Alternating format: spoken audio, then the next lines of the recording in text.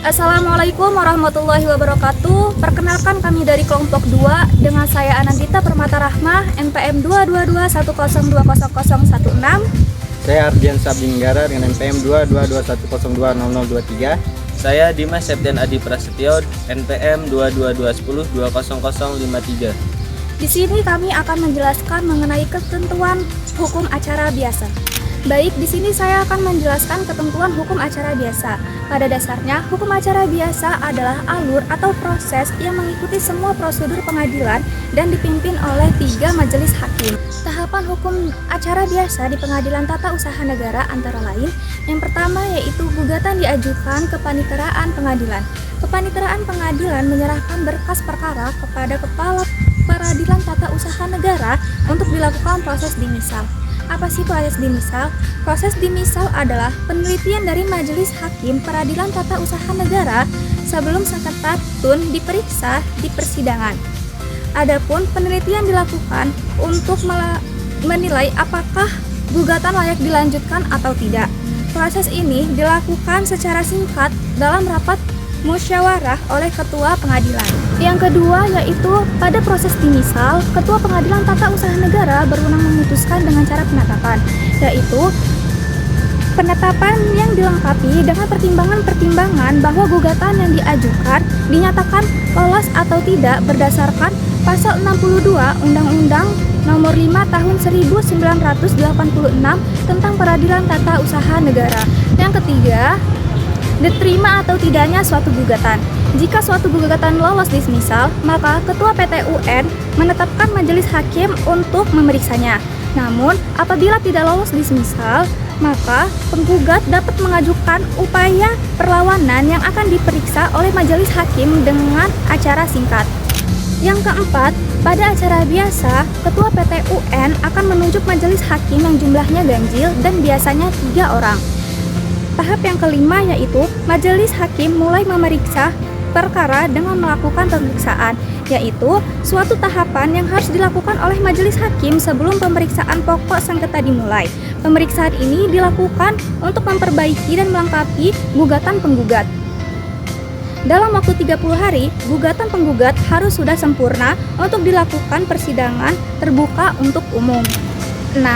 Tahap persidangan pada pemeriksaan acara biasa, yaitu tahap persidangan dimulai dengan pembacaan isi penggugat oleh majelis hakim. Setelah itu, tergugat dapat menyampaikan jawabannya, kemudian penggugat dapat mengajukan replik dan tergugat dapat mengajukan duplik terhadap replik. 7. Pembuktian, yaitu para pihak mengajukan alat bukti terhadap permasalahan. Yang ke-8, kesimpulan dari para pihak, dan yang terakhir yaitu putusan.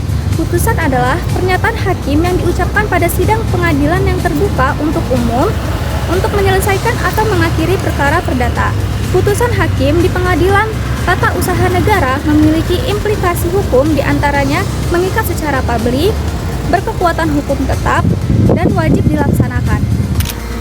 Ketentuan mengenai pembuktian dalam hukum acara peradilan tata usaha negara diatur dalam pasal 100 sampai dengan pasal 107 Undang-Undang Nomor 5 Tahun 1986 junto pasal 107 A Undang-Undang Nomor 51 Tahun 2009.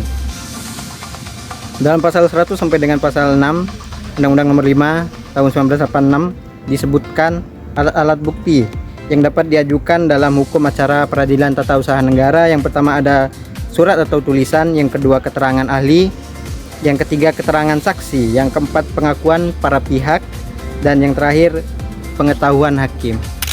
Yang pertama, surat atau tulisan. Surat sebagai alat bukti terdiri atas 3 jenis, yaitu yang pertama akta autentik, yakni surat yang dibuat oleh atau di hadapan seorang penjabat umum.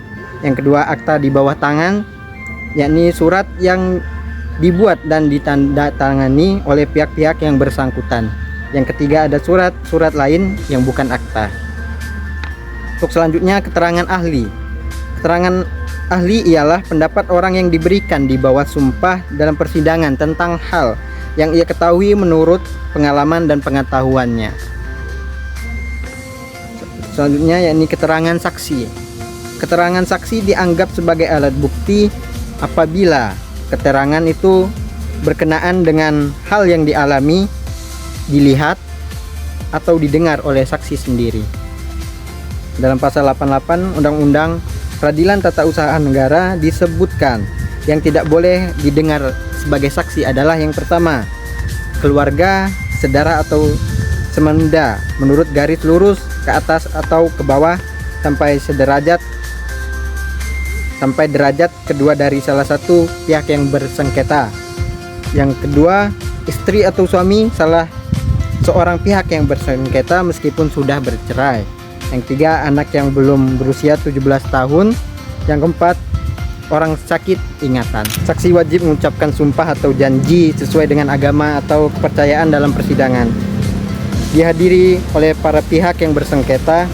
Jika saksi tidak dapat hadir karena alasan yang dibenarkan, hakim dan panitera dapat mendatangi tempat tinggal saksi untuk mengambil sumpah atau janji serta mendengarkan keterangannya. Saksi dipanggil satu persatu ke persidangan. Hakim menanyakan identitas saksi dan hubungan dengan penggugat atau tergugat untuk memastikan tidak ada halangan bagi saksi untuk memberikan kesaksian.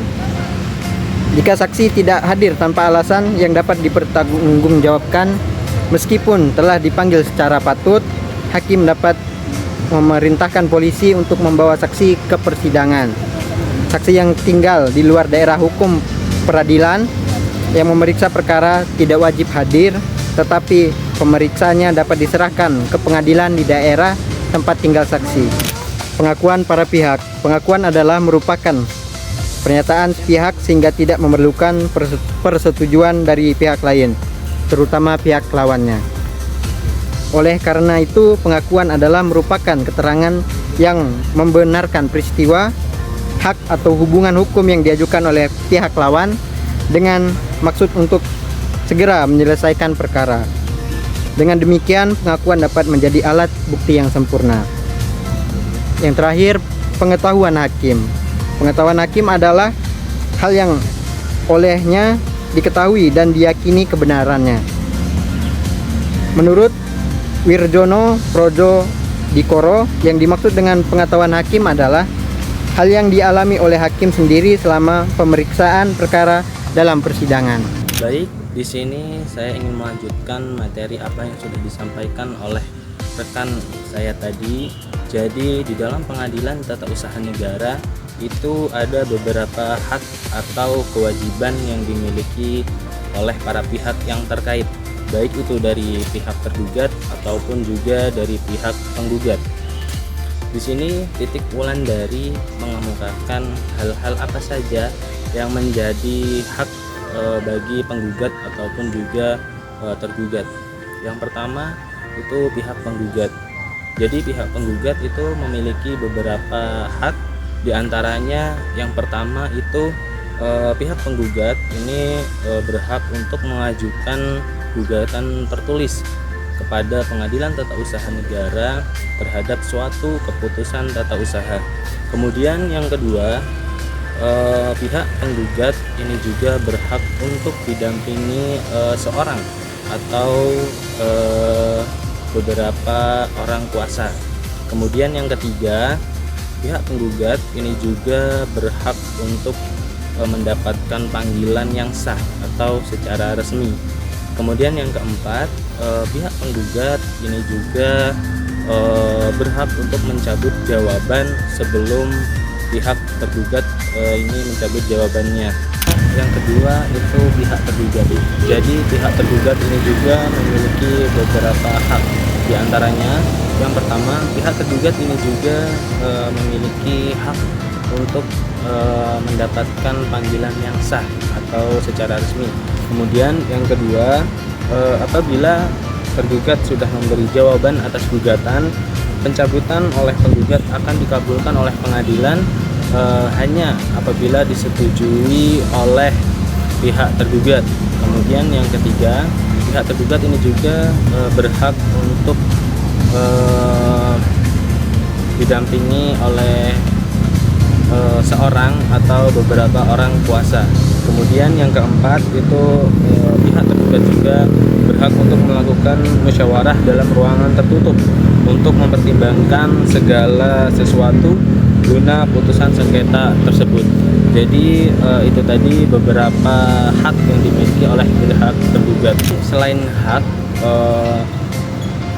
pihak tergugat juga memiliki sebuah kewajiban. Di antaranya yaitu yang pertama, dalam hal gugatan dikabulkan, badan atau pejabat tata usaha negara yang mengeluarkan keputusan tata usaha negara wajib: 1. Mencabut keputusan tata usaha negara yang bersangkutan. Yang kedua, mencabut gugatan tata usaha negara yang bersangkutan dan menertibkan keputusan tata usaha negara yang baru. Kemudian yang nomor 3, menertibkan keputusan tata usaha negara dalam hal gugatan didasarkan pada pasal 3. Kemudian kewajiban yang nomor 2 itu untuk memberitahu ganti rugi dalam hal gugatan penggugat atau permohonan ganti rugi yang dikabulkan oleh pengadilan. Sekian dari kami, kurang dan lebihnya kami mohon maaf. Kami akhiri. Wassalamualaikum warahmatullahi wabarakatuh.